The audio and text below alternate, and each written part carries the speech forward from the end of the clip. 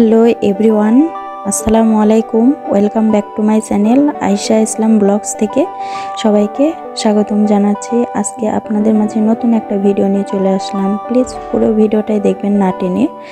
আর যারা দূর দূরান্ত থেকে দেখছেন তাদেরকে অসংখ্য ধন্যবাদ আর অনেক অনেক ভালোবাসা আমার পক্ষ থেকে। আমার এই পুরো ভিডিওটাই দেখবেন। আর আমার এই ভিডিওর মাঝখানে যদি কোনো অংশে ভালো লেগে থাকে প্লিজ সবাই সাবস্ক্রাইব করবেন আর পাশে থাকবেন। তো আজকে আমরা সবাই মিলে একটু আনন্দ করে পিকনিক করব আর বিরিয়ানি রান্না করব পিকনিকে।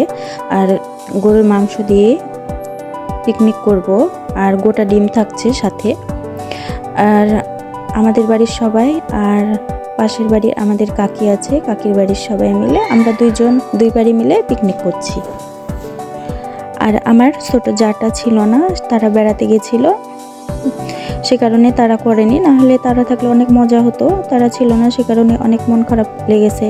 কারণ তারা একসাথে আমাদের সাথে সব কিছুই করে একসাথে। আর আমরা তিন জায়ে মিলে আমরা যা করি সবাই মিলে একসাথেই করি, একসাথেই থাকি।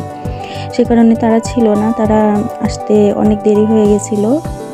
আর তারাও পিকনিকে গেছে, সে বলে আমরা বললাম যে বাসায় আমরা করি, আমরা যেহেতু যাইনি বেড়াতে, সে কারণে আমরা সবাই মিলে পাশের বাড়ি কাকি মিলে আর আমার ননদ আছে, চাচাতো ননদ, সে মিলে আমরা পিকনিক করে নিলাম। তো অনেক মজা হয়েছিল। আমরা সবাই মিলে এই তো পোলাও চাল দিয়ে আমরা বিরিয়ানি রান্না করব আর সাথে একটা করে ডিম। সবাই মিলে কাজ করে নিলাম। আমার ননদ মাংসটা কুচি কুচি করে কেটে নিল আর আমার চাচি শাশুড়ি বিরিয়ানিটা রান্না করবে আর ডিমটা সিদ্ধ করে নিয়েছে আগে দিয়ে। এখন এই তো সব কিছু রেডি করে নিচ্ছি। চালটা প্যাকেটে ছিল, আমি কেটে নিলাম, নিয়ে রেডি করে নিল। আর এখন বিরিয়ানির জন্য মাংসটা কষিয়ে নিবে আলাদাভাবে। সে কারণে এই তো পেঁয়াজটা কিছুক্ষণ ভেজে নিল লাল লাল করে, হালকা লাল করে। আর এই তো দারুচিনি এলাচ দিয়ে দিল তেলের উপরে, দিয়ে কিছুক্ষণ ভেজে নেবে। এই যে তেজপাতা দিয়ে দিল, দিয়ে কিছুক্ষণ ভেজে নেবে তেলে। দেওয়ার পরে হালকা ভাজা হয়ে গেলে মশলাগুলো এক এক করে দিয়ে দিবে।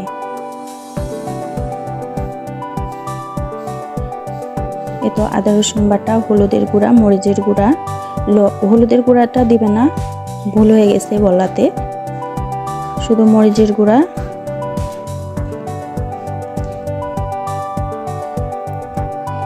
লবণ আর যা যা হলুদ বাদে সব মশলাই দিয়ে দিবে।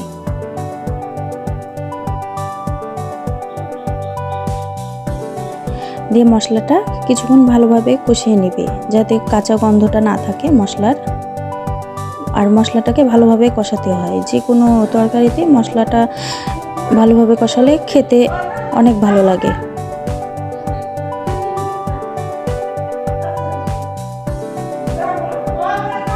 এই তো মাংস দিয়ে কিছুক্ষণ কষিয়ে নিল।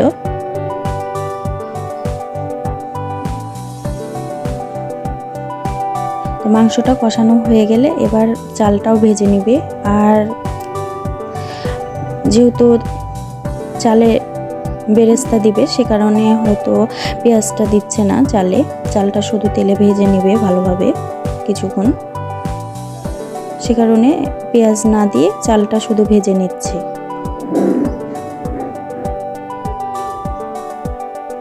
আর এভাবে বিরিয়ানি রান্না করলে আসলে অনেক মজা হয়েছিল। বিরিয়ানিটা সবাই মিলে অনেক মজা করে খেয়েছিলাম, অনেক স্বাদ হয়েছিল বিরিয়ানিটা। তো চালটা তেলে কিছুক্ষণ ভেজে নেবে।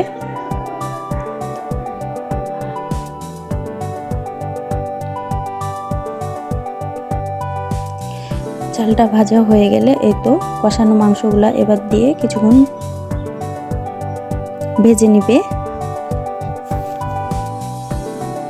মাংসগুলো দেওয়ার পরে কিছুক্ষণ আবার কষিয়ে নেবে।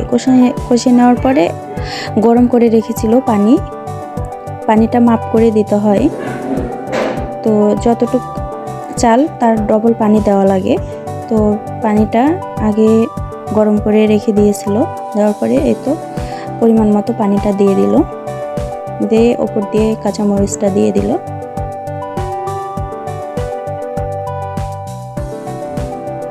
এই তো কালারটা অনেক সুন্দর চলে এসেছে।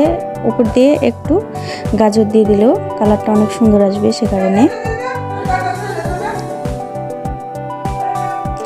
এই তো ঢেকে দিল। কিছুক্ষণ পরে এই তো চাপা দিয়ে ঢেকে দেওয়ার পরে বিরিয়ানিটা হয়ে গেছে।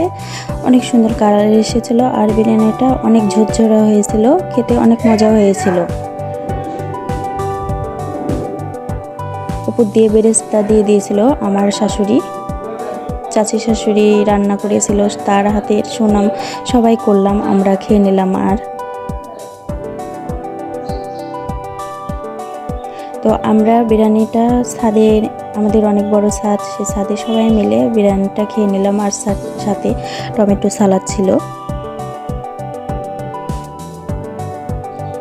এই তো সবাই মিলে মজা করে খেয়ে নিলাম। আসলে অনেক মজা হয়েছিল বিরিয়ানিটা। তো আমার ভিডিও আজকে এ পর্যন্তই ছিল। যদি ভালো লেগে থাকে কোনো অংশে প্লিজ সবাই সাবস্ক্রাইব করে দিবেন, আর ভুল ভ্রান্তি হলে ক্ষমার দৃষ্টিতে দেখবেন। আল্লাহ হাফেজ।